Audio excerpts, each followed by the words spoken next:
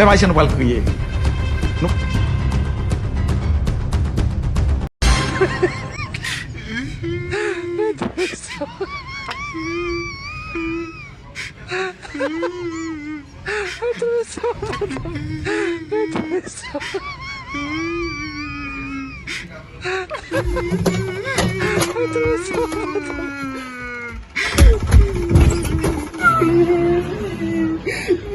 Ouais, ça vient, frère. Ma prit nan kay sa encore. Ça passe. Ma prit nan kay sa encore. That's a good job.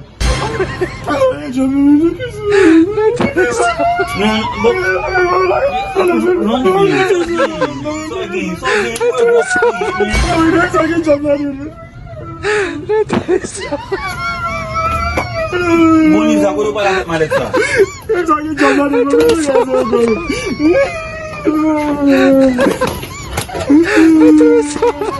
Oh, mon papa bon Dieu, ça les a gagné.